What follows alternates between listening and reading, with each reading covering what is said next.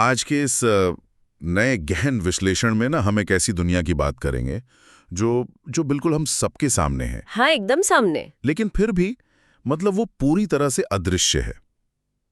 आज की इस चर्चा का जो मुख्य विषय है वो है मैलवेयर और स्पाईवेयर की अदृश्य दुनिया, जो कि आज के समय में बहुत ही प्रासंगिक विषय है। बिल्कुल।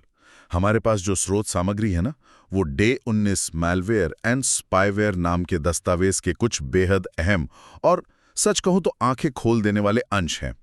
और आज के इस विश्लेषण का मुख्य मिशन ये गहराई से समझना है कि कैसे वो डिवाइस जिन पर लोग अपनी जिंदगी का सबसे ज्यादा भरोसा करते हैं, सही बात है, जिनमें सारी निजी तस्वीरें और बैंक की जानकारी होती है। हाँ, और रोजमर्रा की बातचीत भी कैद है, कैसे वही डिवाइस लोगों की जानकारी के बिना उनकी जासूसी कर सकते हैं। ये कोई साइंस फिक्शन नहीं है, बिल्कुल नहीं। ये आज की डिजिटल सच्चाई है। तो हम समझेंगे कि ये कितना खतरनाक हो सकता है और इसके पीछे की पूरी तकनीकी कार्यप्रणाली क्या है। देखिए, इस चर्चा की शुरुआत में ही ना ये स्पष्ट करना बहुत जरूरी है कि हम यहाँ किसी सामान्य तकनीकी खराबी या फिर नेटवर्क इशू की बात नहीं कर रहे हैं। कोई ग्लिच नहीं है ये। बिल्कुल। और ना ही किसी खराब कोडिंग वाले साधारण एप्लीकेशन की बात हो रही है। जब बात मैलवेयर और विशेष रूप से स्पाईवेयर की होती है तो हम एक ऐसे अत्यधिक परिष्कृत यानी सोफिस्टिकेटेड और दुर्भावनापूर्ण सॉफ्टवेयर की बात कर रहे हैं जिसे बहुत ही जानबूझकर और सटीकता के साथ डिजाइन किया गया है। मतलब पूरे इरादे के साथ बनाया गया है। हाँ, इनका उद्देश्य ही है किसी डिवाइस की गुप्त रूप से निगरानी करना, उसे रिमोटली कंट्रोल करना और अंततः उसे नुकसान पहुंचाना। तो फोन या कंप्यूटर में जो सामान्य ऐप्स होते हैं ना, हाँ। उनसे इनकी तुलना करना एक बहुत बड़ी भूल होगी।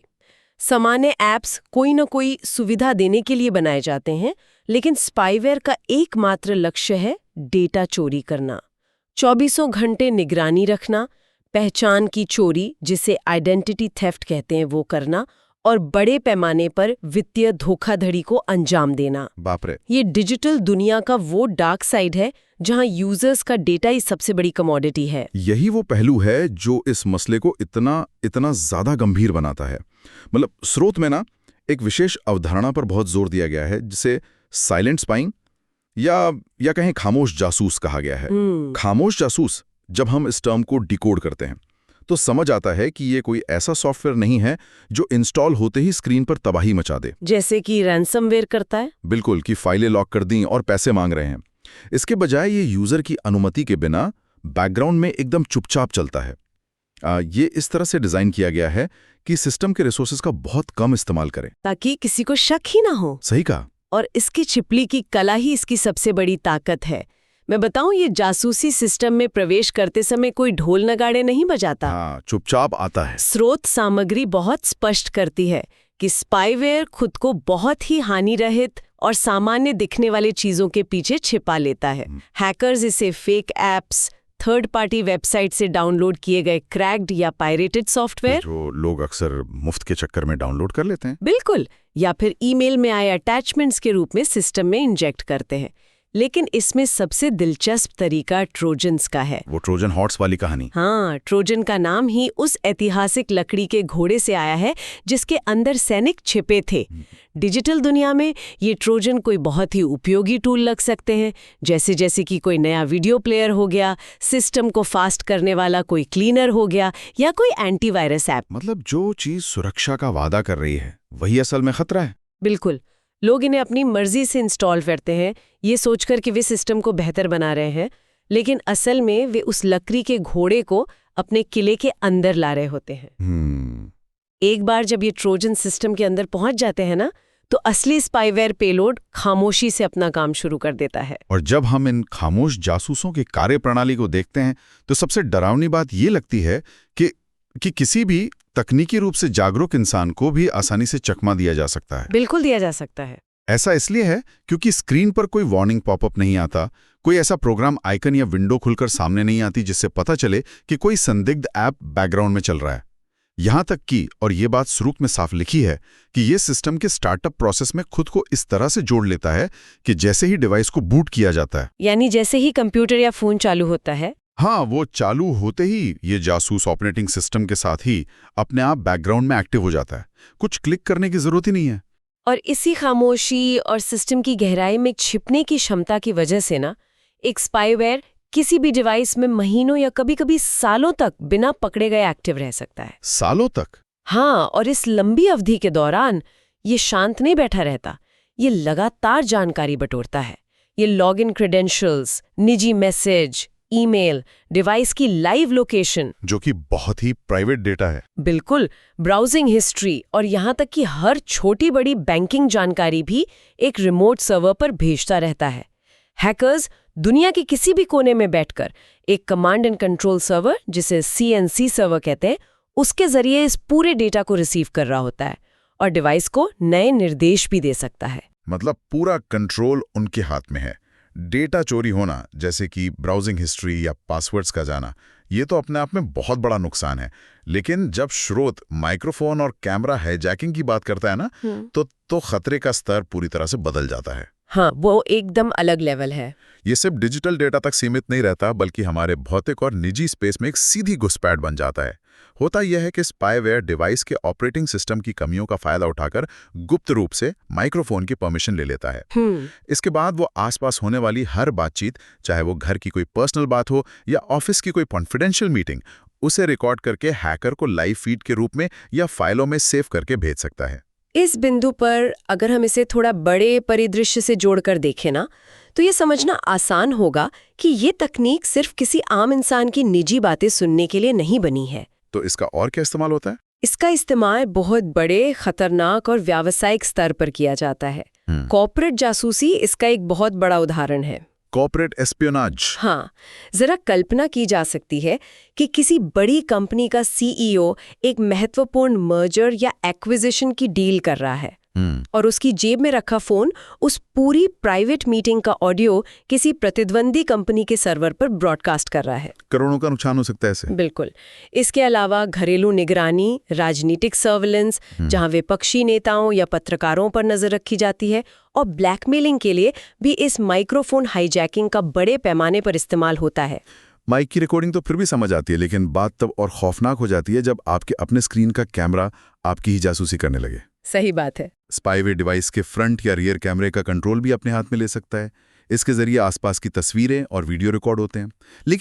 लेकिन कैमरा हाईजैकिंग के मामले में स्रोत में एक ऐसा तथ्य मौजूद है जो सच में दिमाग हिला देने वाला है। हाँ, और वो इस चर्चा का एक बहुत बड़ा मोमेंट है। बिल्कुल, एक आहा मोमेंट है। आमतौर पर लोगों का ये मानना होता है कि अगर लैपटॉप या फोन का कैमरा चालू होगा तो उसके बगल वाली वो जो छोटी सी हरी या लाल इंडिकेटर लाइट होती है ना, हाँ, जो जल जाती है, वो जल जाएगी। ये एक तरह का हार्डवेयर स्तर का भरोसा है जो लोगों को लगता है कि कभी नहीं टूटेगा। लेकिन सबसे डरावना हिस्सा ये है कि कुछ अत्यधिक एडवांस्ड स्पाईवेयर सॉफ्टवेयर के जरिए उस कैमरे की इंडिकेटर लाइट को भी पूरी तरह से बंद कर सकते हैं, उसे डिसेबल कर सकते हैं। ये तकनीकी दृष्टिकोण से देखा जाए तो एक बहुत बड़ी और खतरनाक छलांग है। बिल्कुल। इंडिकेटर लाइट को बाईपास करने का सीधा सा मतलब ये है कि स्पाईवेयर केवल ऑपरेटिंग सिस्टम के ऊपरी स्तर पर काम नहीं कर रहा, तो वो कहाँ काम कर रहा है? वो हार्डवेयर और फर्मवेयर के बीच के संचार को हैक कर रहा है। बाप रे। जब लाइट जलती ही नहीं है तो कमरे में बैठे व्यक्ति को सुरक्षा का एक झूठा एहसास होता है। इसका मतलब है कि व्यक्ति को कभी इस बात का अंदाजा ही नहीं लगेगा कि उसे देखा जा रहा है। डेस्क पर रखे हुए जरूरी कानूनी दस्तावेज, कंप्यूटर की स्क्रीन पर चल रहा काम, व्हाइट बोर्ड पर लिखी गई कंपनी की रणनीतियां और लोगों के बेहद निजी पल, सब कुछ रिकॉर्ड हो रहा है। सब कुछ कैमरे की नजर में आ जाता है। ये निष्ठा का एक ऐसा पूर्ण उल्लंघन है जहां तकनीक रक्षा करने के बजाय खिलाफ काम कर रही है। एकदम सही कहा। और इस तरह की लाइव निगरानी के अलावा ना, मैलवेयर की दुनिया में एक और तकनीक है जो उतनी ही खामोश और उतनी ही घातक है, की लॉगिंग। की लॉगिंग इसे जासूसी तकनीकों में सबसे आम लेकिन सबसे प्रभावी माना गया है। जो लोग की लॉगिंग के बारे में नहीं जानते, उनके लिए मैं बता दूं कि ये एक ऐसा टूल है जो कीबोर्ड पर दबाए गए हर एक बटन को, यानी हर एक की स्ट्रोक को, उसे रिकॉर्ड करता है। अक्सर लोग सोचते हैं कि अगर वे किसी सुरक्षित वेबसाइट पर हैं जहां ब्राउजर में वो छोटा सा ताले का निशान दिखता है, HTTPS वाला, हाँ, पैडलॉक आइकन, तो उनका डेटा इनक्रिप्टेड है और पूरी तरह सुरक्षित है। लेकिन कीलॉगर उस एन्क्रिप्शन को पूरी तरह से बाईपास कर देता है। बिल्कुल कर देता है। और ये इसलिए संभव हो पाता है क्योंकि कीलॉगर डेटा के नेटवर्क पर जाने का इंतजार ही नहीं करता। मतलब वो पहले ही डेटा चुरा लेता है। हाँ, की लॉगिंग की कार्यप्रणाली को समझने के लिए स्रोत में जो सटीक उदाहरण दिया गया है वो इसकी गंभीरता को बहुत अच्छे से स्पष्ट करता है। जब कोई यूजर अपने बैंक अकाउंट या ईमेल में लॉगिन करने के लिए टाइप करता है, मान लीजिए email:john@example.com और फिर पासवर्ड डालता है password:mysecret123। तो स्क्रीन पर पासवर्ड टाइप करते समय तो सिर्फ स्टार या डॉट्स दिखते हैं? स्क्रीन पर भले ही डॉट्स दिखें, लेकिन कीलॉगर ऑपरेटिंग सिस्टम के इनपुट स्तर पर बैठा होता है। अच्छा। वो उस हर एक बटन को बिल्कुल वैसे ही रिकॉर्ड कर लेता है जैसा वो दबाया गया था, बिना किसी बदलाव के। और फिर वो इस पूरे टेक्स्ट की एक लॉग फाइल बनाकर सीधा हैकर को भेज देता है। इसका सीधा अर्थ ये हुआ कि credit card number, bank account के क्रेडेंशियल्स, सोशल मीडिया के पासवर्ड्स, सीक्रेट पिन कोड्स और यहाँ तक कि प्राइवेट चैट्स में टाइप किया गया एक-एक शब्द, यहाँ तक कि बैकस्पेस दबाकर डिलीट किया गया टेक्स्ट भी, वो भी सीधे तौर पर चोरी हो रहा है। इसके बीच में कोई भी नेटवर्क एन्क्रिप्शन या फायरवॉल काम नहीं आती, क्योंकि डेटा तो डिवाइस के अंदर ही कीबोर्ड से स्क्रीन तक पहुंचने के सफर में ही चुरा लिया जाता है। बिल्कुल। डेटा चोरी के इन तमाम खौफनाक तरीकों को समझने के बाद जो सबसे बड़ा सवाल दिमाग में आता है वो ये है कि ये इतने एडवांस सर्वेलेंस टूल्स हमारे पर्सनल स्पेस और डिवाइसेस में एंट्री कैसे लेते हैं? मतलब संक्रमण या इन्फेक्शन की शुरुआत कहाँ से होती है? ये इस पूरी पहेली का सबसे महत्वपूर्ण हिस्सा है। संक्रमण कैसे होता है, इस पर स्रोत बहुत स्पष्ट रूप से सोशल इंजीनियरिंग के मनोविज्ञान की ओर इशारा करता है। Social engineering? हाँ, इसका मतलब है कि हैकर्स सिस्टम की तकनीकी कमियों को हैक करने से ज्यादा इंसानी दिमाग को हैक करने पर भरोसा करते ये हैं। बहुत ही दिलचस्प बात है। वे डर, लालच, जिज्ञासा या जल्दबाजी जैसी इंसानी भावनाओं का फायदा उठाते हैं। अक्सर शिकार खुद ही इन खतरों को अपने डिवाइस का दरवाजा खोलकर अंदर बुलाते हैं। अगर हम स्रोत में दिए गए विशिष्ट तरीकों पर नजर डालें ना, तो ये बहुत ही रोजमर्रा की चीजों के जरिए होता है, जैसे कि गेम्स, सिस्टम क्लीनर या सिक्योरिटी टूल के वेश में मौजूद फेक ऐप्स। हाँ। लोग मुफ्त के चक्कर में थर्ड पार्टी वेबसाइट से पायरेटेड या क्रैक्ड सॉफ्टवेयर डाउनलोड कर लेते हैं, ये जाने बिना कि उस सॉफ्टवेयर के कोड में बदलाव करके उसमें स्पाईवेयर डाला गया है। बिल्कुल। इसके अलावा एक बहुत ही क्लासिक तरीका है ईमेल अटैचमेंट्स का। एक बिल्कुल हानि रहित दिखने वाली पीडीएफ फाइल, डॉक्स, रेज्यूमे या कोई जिप फाइल जिसके अंदर दरअसल मैलिशियस स्क्रिप्ट छिपी होती हैं।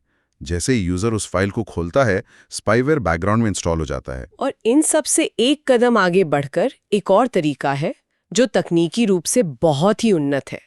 आपने ड्राइव बाय डाउनलोड्स का जिक्र स्रोत में देखा होगा। हाँ, ड्राइव बाय डाउनलोड्स। ये तरीका इतना खतरनाक है कि इसके लिए यूजर को किसी फाइल को डाउनलोड करने के लिए क्लिक भी नहीं करना पड़ता।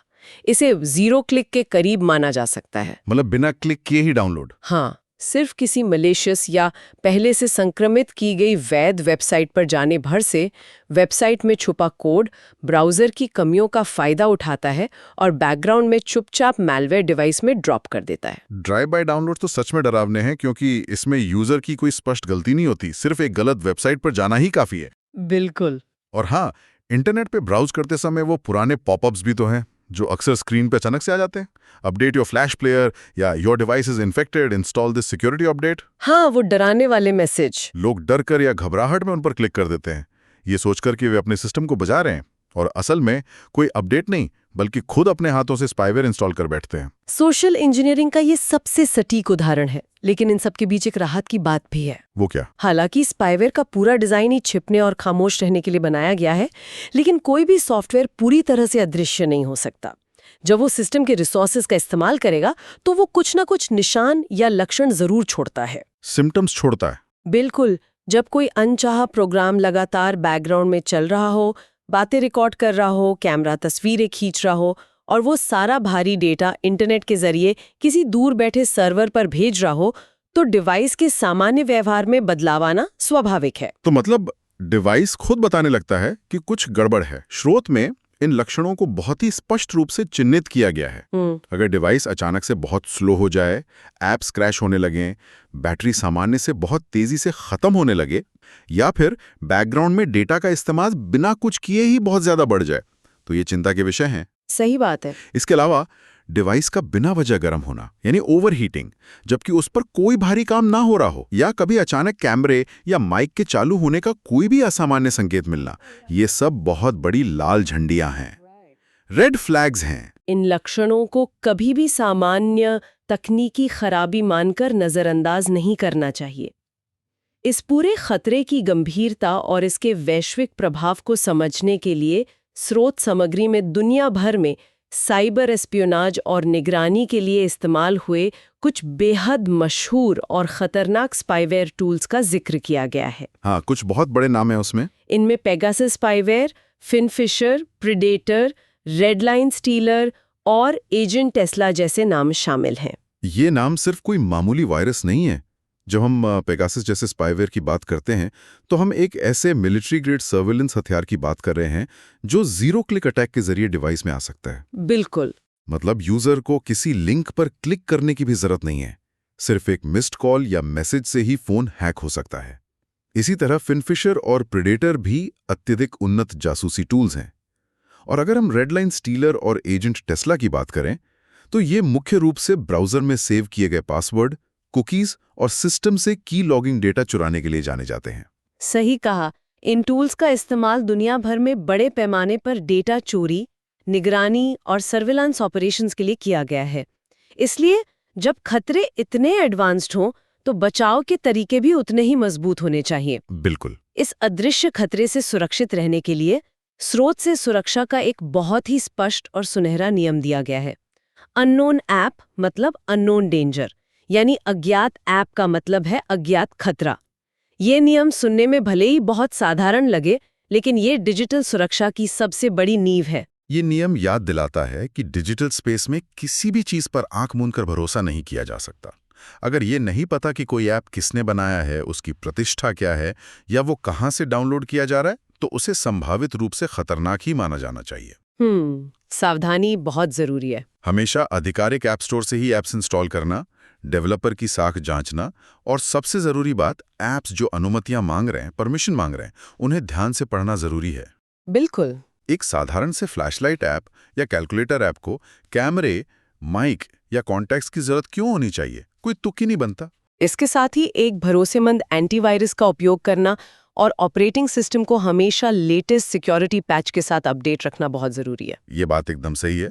अगर आज के इस पूरे विश्लेषण को समेटे ना, तो सबसे बड़ी बात जो सामने आती है वो ये है कि स्पाईवेयर का असली और सबसे भयानक रूप उसकी तबाही मचाने की क्षमता में नहीं, बल्कि उसकी खामोशी में है, उसकी साइलेंस में है। ये डिजिटल दुनिया का वो साइलेंट किलर है जो डिजिटल जिंदगी को चुपचाप देखता है, सुनता है और हर एक चीज को रिकॉर्ड करता है, और किसी को इसका एहसास तक नहीं होता। और इसीलिए इस गहन विश्लेषण की प्रासंगिकता हर उस व्यक्ति के लिए है जो स्मार्टफोन या कंप्यूटर का इस्तेमाल करता है। अननोन ऐप मतलब अननोन डेंजर का नियम केवल एक तकनीकी सुझाव नहीं है, बल्कि आज की परस्पर जुड़ी डिजिटल दुनिया में सुरक्षित रहने की सबसे बुनियादी और अनिवार्य शर्त है। सुरक्षा के प्रति जागरूकता और सतर्कता ही सबसे बड़ा हथियार है। अपनी डिजिटल आदतों में बदलाव लाना ही एकमात्र बचाव है। लेकिन इस चर्चा को खत्म करने से पहले मैं एक ऐसा विचार सामने रखना चाहती हूँ जो स्रोत सामग्री के तथ्यों से ही निकल कर आता है, लेकिन हमें भविष्य की तकनीक और निजता के बारे में बहुत गहराई से सोचने पर मजबूर करता है। वो क्या है? हमने बात की कि कैसे एडवांस स्पाईवेयर सॉफ्टवेयर के जरिए कैमरे की इंडिकेटर लाइट तक को धोखा दे सकते हैं और उसे बंद कर सकते हैं। तो क्या अब समय आ गया है कि निजता की सुरक्षा के लिए पूरी तरह से सॉफ्टवेयर पर निर्भर रहना छोड़ दिया जाए? ये तो सोचने वाली बात है। जब किसी भी सॉफ्टवेयर या फर्मवेयर को हैक किया जा सकता है, तो क्या भविष्य के लैपटॉप और फोन में कैमरे और माइक को भौतिक रूप से बंद करने के लिए पुराने तरीके यानी फिजिकल हार्डवेयर स्विच वापस नहीं लाने चाहिए? एक फिजिकल बटन? हाँ, एक ऐसा असली बटन या शटर जिसे उंगली से खिसकाकर बंद किया जा सके, जिससे हार्डवेयर का कनेक्शन ही कट जाए, ताकि अगर ऑपरेटिंग सिस्टम या सॉफ्टवेयर हैक भी हो जाए तो भी हार्डवेयर के स्तर पे प्राइवेसी सुरक्षित रहे और कोई हैकर एक बंद सर्किट को सॉफ्टवेयर से चालू ना कर सके। ये सच में एक बहुत ही गहरा और विचारोत्तेजक सवाल है। क्या डिजिटल युग में सुरक्षा का भविष्य तकनीक में एक कदम पीछे जाकर उन पुराने भौतिक बटनों को अपनाने में छिपा है? क्या हार्डवेयर आधारित निजता ही अंतिम समाधान है? ये एक ऐसा सवाल है जिस पर हम सभी को गंभीरता से विचार करना चाहिए। इसी सवाल के साथ आज के इस गहन विश्लेषण को हम यहीं समाप्त करते हैं। इस अदृश्य दुनिया के सफर में शामिल होने के लिए धन्यवाद। सुरक्षित रहें, सतर्क रहें।